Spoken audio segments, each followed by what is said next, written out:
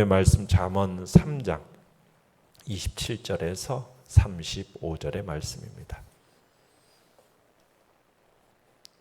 잠언 3장 27절에서 35절의 말씀 우리 한 목소리로 같이 읽겠습니다. 시작. 내 손이 선을 베풀 힘이 있거든 마땅히 받을 자에게 베풀기를 아끼지 말며 내게 있거든 이웃에게 이르기를 갔다가 다시 오라 내일 주겠노라 하지 말며 내 이웃이 너 곁에서 평안히 살거든 그를 해하려고 꾀하지 말며 사람이 내게 악을 행하지 아니하였거든 까닭 없이 더불어 다투지 말며 포악한 자를 부러워하지 말며 그의 어떤 행위도 따르지 말라. 대저 패역한 자는 여호와께서 미워하시나 정직한 자에게는 그의 교통하심이 있으며 악인의 집에는 여호와의 저주가 있거니와 의인의 집에는 복이 있느니라. 진실로 그는 거만한 자를 비웃으시며 겸손한 자에게 은혜를 베푸시나니 지혜로운 자는 영광을 기업으로 받거니와 미련한 자의 영달함은 수치가 되느니라. 아멘. 오늘 말씀의 제목은 지혜자의 생활태도라는 제목으로 말씀을 나눕니다. 오늘 본문에서는 솔로몬이 이웃과의 관계에서 지혜를 가진 사람은 어떻게 살아가야 하는지 그것을 조언하는 내용입니다. 그러니까 지혜로운 삶의 필수 요소 가운데 하나인 인간관계를 선하게 가져야 할 것을 권면하고 있는 것이 오늘 본문의 이야기죠. 내용과 철문제 1번을 보시면 지혜 있는 자가 이웃을 대하는 바른 태도와 행동은 무엇입니까? 27절로 30절을 전체적으로 보면은 먼저 이웃에게 내가 가지고 있는 베풀 수 있는 선한 힘을 가지고 아낌없이 즉각적으로 베풀 것을 얘기하고 있습니다. 이웃의 그 평안함과 그 형통함을 보고 진심으로 함께 기뻐하면서 공존하며 살아갈 것을 가르치고 있어요. 27절부터 우리가 하나하나 보도록 하겠습니다. 27절 시작. 내 손이 선을 베풀 힘이 있거든 마땅히 받을 자에게 베풀기를 아끼지 말며. 우리가 어제 말씀 21절부터 26절의 내용을 보면은 솔로몬은 하나님으로부터 받은 놀라운 사랑을 소개해 줬습니다. 그러니까 위대하신 창조주로부터 우리가 어떤 요구를 받는 대신에 오히려 너무나도 큰 사랑을 받는다는 사실을 소개해 줬어요. 하나님 앞에 완전한 지혜와 근신을 지키며 살아갈 때 주시는 그 영혼의 생명과 목의 장식과 평안함과 발에 거치지 않고 두려움 없이 당당하게 이 땅을 살아가는 그런 축복된 삶에 대한 하나님의 큰 사랑을 받는 이야기가 소개가 되어지고, 그리고 나서 이제 그 사랑을 받은 우리가 이 땅에서 성도로서 어떤 삶을 살아가야 되는가. 솔로몬은 지금 사랑을 받은 자, 그래서 뭔가를 지닌 자가 뭘 어떻게 해야 하는가, 이걸 가르쳐주고 있는 겁니다. 세상에 살아가는 사람들 중에서는 뭔가 자기가 큰 사랑을 받았고 뭔가 많이 가졌다라고 생각하면은 오히려 사람들은 하나님께로부터 받은 것에 대한 감사보다는 자기가 어떤 뭔가가 되었다라고 생각해서 자고하는 경향이 있습니다. 마치 자신이 스스로 뭔가를 노력해서 더 많이 가진 것처럼 생각하고 모든 공로와 영광을 자신에게 돌리는 경향이 있죠. 자신이 노력해서 뭔가를 얻었다고 생각해요. 그런데 그렇게 생각하는 사람들은 나누는 것에 있어서 인색해집니다. 심지어 가난하고 약한 사람들에 대해서 그들을 어떻게 여기게 되느냐, 게으르다, 무익하다, 이런 식으로 정죄하는 일들도 생기게 됩니다.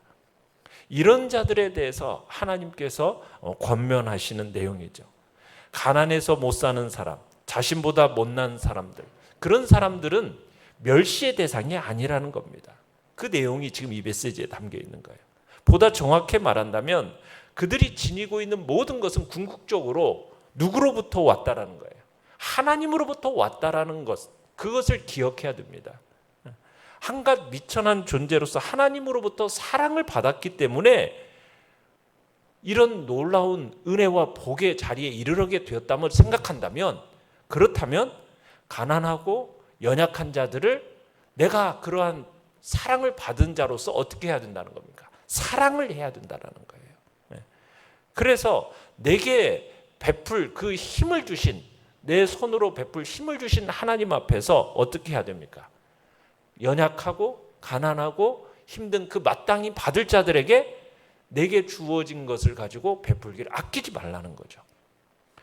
자, 그러면서 28절 한번 읽어봅니다. 시작. 내게 있거든 이웃에게 이르기를 갔다가 다시 오라 내일 주겠노라 하지 말며, 도움을 구하는 자에게 결코 머뭇거리지 말라는 거예요. 주저하지 말라는 거죠. 즉각적으로 도움을 베풀라는 겁니다. 차일피일 그 일을 미루지 말고 즉시 행하라는 겁니다. 다른 때, 다른 장소가 아니라 그 시각, 그 장소에서 손을 펴서 도움의 손길을 베풀라는 거죠. 그러니까 믿음의 사람들이 사는 삶은 선한 일에 부지런해야 됩니다. 의로운 일에 열심을 내야 됩니다. 그리고 복된 일에 전력을 다하는 삶을 살아가야 되는 겁니다. 그것을 내일에 하겠다고 미루거나 주저해서는 안 되고, 또 머뭇거리거나 지체해서는 안 된다는 얘기입니다. 매일매일 삶에 필요한 복과 은혜를 지체 없이 흘려보내야 된다는 거죠. 베풀어야 된다는 거죠. 주저하지 말아야 된다는 거죠. 우리가 해야 할 선한 일이 있다면, 감당해야 할 아름다운 일이 있다면, 베풀어야 할 일이 있다면 그것을 오늘 하라는 겁니다. 내일로 미루지 말고 당장, 지금 당장 하라, 이 이야기입니다. 29절 30절도 읽어보겠습니다. 시작. 내 이웃이 내 곁에서 평안히 살거든 그를 해하려고 꾀하지 말며, 사람이 내게 악을 행하지 아니하였거든 까닭 없이 더불어 다투지 말며. 자, 이웃이 곁에서 지금 평안하게 번영을 누리면서 살아가고 있어요. 이웃이 그렇게 잘 살아가는 것은 우리에게 있어서 나름 유익이 있죠. 그런데 이웃은 잘 사는데 내가 좀 어려워, 내가 힘들어. 그럴 경우에는 잘 사는 이웃에 대해서 어떤 마음이 생기는 경향이 우리 인간에게 있느냐? 시기심이 생긴다. 시기심. 그것을 방치하잖아요. 시기심을 방치하게 되면은 악한 마음을 제어하지 못해서 이웃하고 분쟁을 일으키게 된다는 겁니다. 그러니까 솔로몬은 지금 이런 상황이 닥칠 경우에 우리들이 취할 자세에 대해서 지금 권고를 하고 있는 겁니다. 우리가 간과하기 쉬운 이 시기심 절대로 간과하지 말아야 된다라는 거예요. 이 시기심이라는 것이 얼마나 교묘한 것인지 대다수의 사람들이 평소에는 자기 속에 그렇게 악하고 독한 감정이 있다라는 것을 잘 몰라요. 그런데 이 감정, 이 시기심이라는 것은 누구에게나 다 있는 겁니다. 이 독성 또한 대단히 강해요. 이 시기심이라는 것이 얼마나 파괴력이 큰지, 이것이 일단 한번 발동되고 나면은 살인을 비롯한 무섭고 흉포한 범죄들을 아주 쉽게 단숨에 저지르게 돼요. 여러분, 가인과 아벨 사건의 출발점은 뭐였습니까? 결국 시기심이거든요. 그러니까 다른 사람을 파괴하는 일, 결국은 그것은 자기 자신을 파괴하기까지 하는 대단히 무서운 감정입니다. 이 시기심이라는 것은 우리 각자의 깊은 속 내면에 다 안고 살아가게 되어 있다는 거예요. 그렇다면 이처럼 위험스러운 시기의 감정을 우리가 어떻게 대처하며 살아갈 것인가? 그냥 마냥 억제하고 참고 그냥 인내하면은 문제가 해결되느냐? 그것은 아니라는 거예요. 성경은 이것과 관련해서 보다 적극적인 대처 방법을 우리에게 제시해주고 있는데, 그것은 뭐냐면 자기의 형편이 어떠하든지 그들의 기쁨에 동참하며 함께 기뻐하라는 겁니다. 그들을 한 지체로, 한 가족처럼 여기라는 거예요. 나의 이웃들을 대해서 나의 지체요, 나의 한 가족처럼 여기면 그들의 잘됨과 그들의 행복에 대해서 더불어 행복을 나눌 수 있게 되기 때문이라는 거죠. 그래서 이웃과 함께 살아갈 때 그들이 잘 사는 것으로 인하여서 우리 마음속에 있는 시기심이 발동하지 못하도록 우리는 함께 한 지체요, 가족처럼 여기는 공동체를 서로 이루어 나가는 것이 굉장히 중요함을 우리에게 권면하고 있는 것입니다.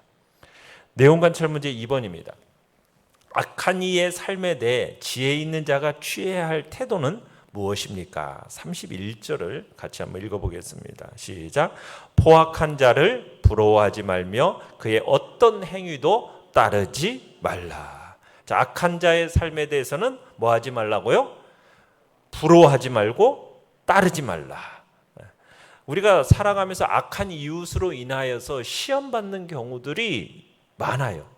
악한 이웃은 곁에 있는 존재 자체만으로도 굉장히 우리를 힘들게 만듭니다.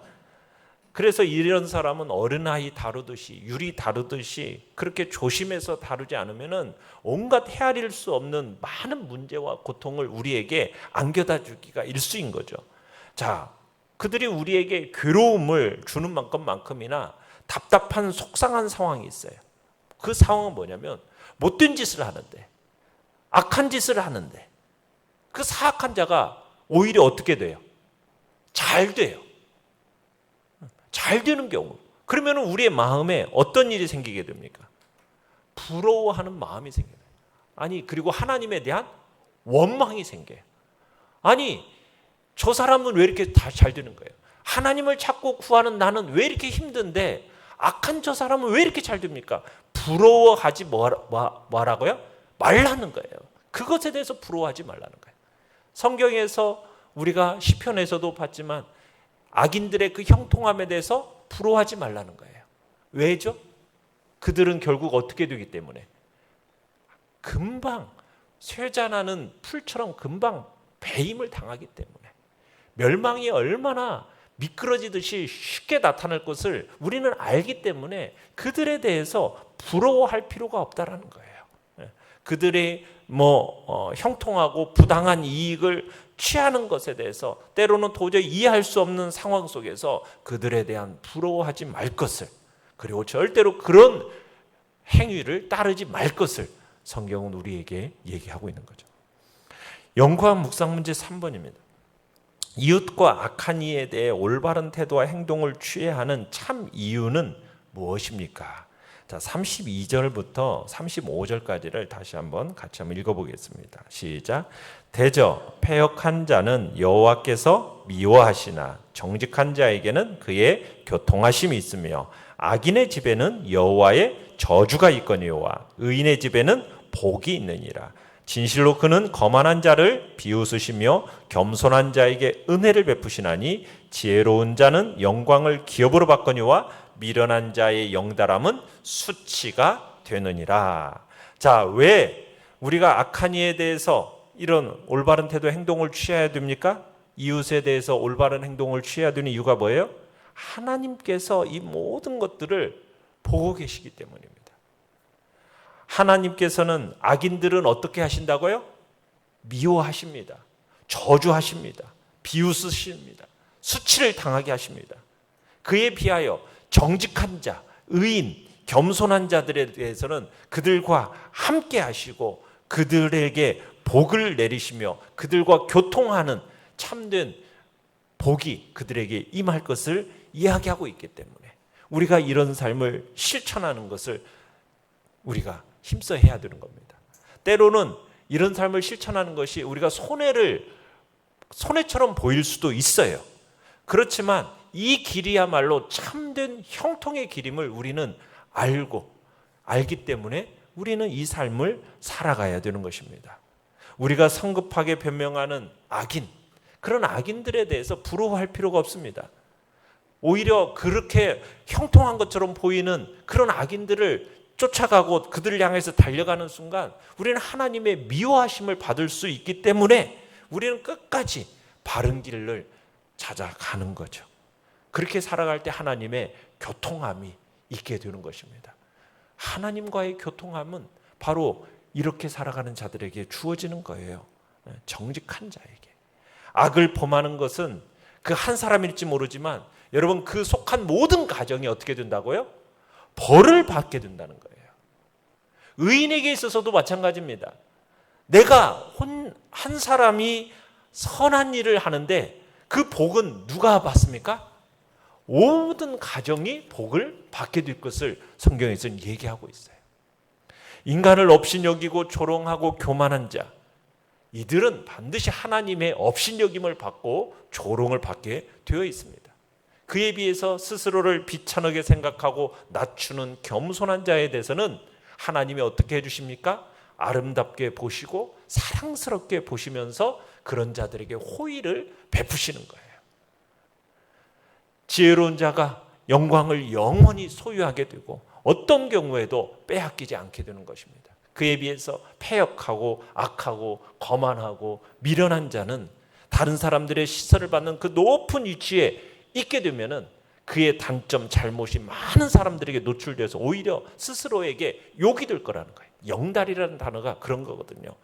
다른 사람들의 시선을 받는 높은 위치에 오르게 되면은 오히려 그것이 그에게 어떤 일이 있게 된다? 욕이 되는 그런 일로 벌어지게 될 거라는 겁니다.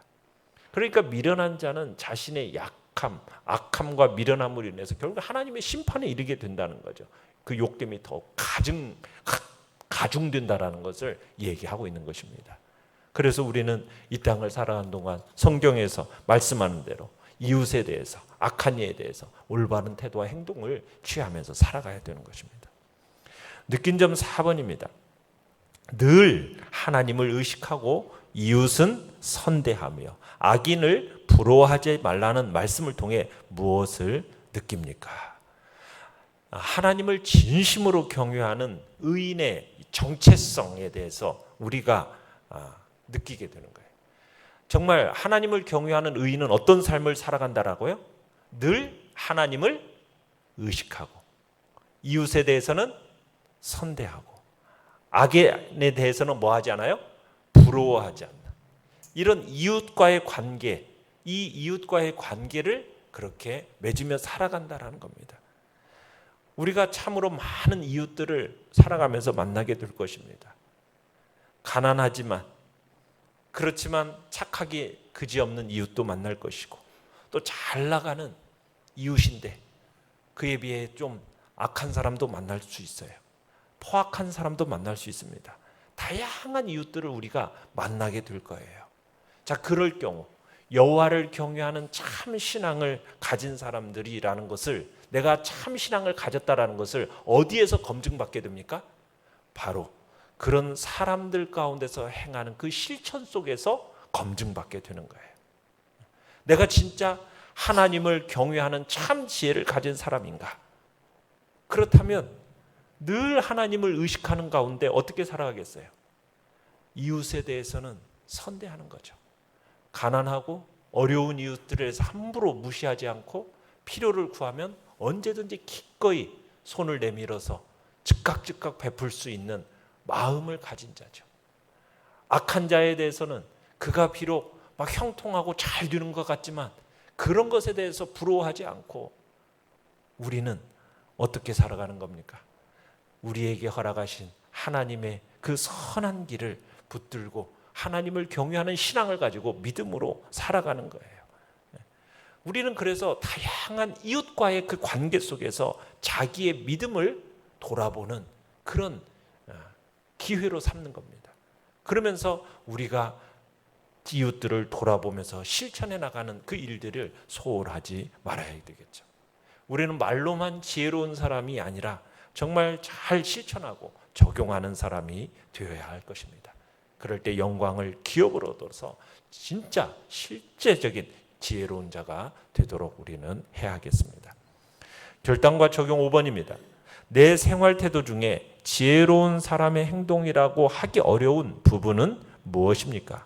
그것을 바로잡기 위해서 오늘 실천할 수 있는 일은 무엇입니까? 우리가 이웃과의 관계 속에서 우리가 우리 자신을 한번 잘 돌아보면서 정말 하나님을 경외하는 지혜로운 삶을 살아가고 있는지 아니면은 여전히 참으로 세상과 비슷하게 살아가고 있는 것은 아닌지 우리 자신을 돌아보면서 참된 지혜자의 모습으로 오늘도 그 정체성을, 의인의 정체성을 잃어버리지 않기를 간절히 바랍니다.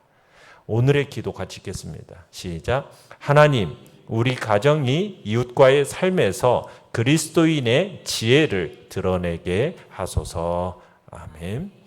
말씀을 생각하면서 기도하시고요. 연약한 우리의 지체들을 위해서 기도해 주시기 바랍니다. 그리고 다가오는 이제 이 맥주 감사절 기념주일을 생각하면서 6개월을 돌아보시고 하나님의 은혜를 또 나타내 보이며 또 여름 사역, 특별히 전가족 수련회를 위해서 기도해 주시기 바랍니다. 주여, 우리 세 번 부르짖며 나아갑니다.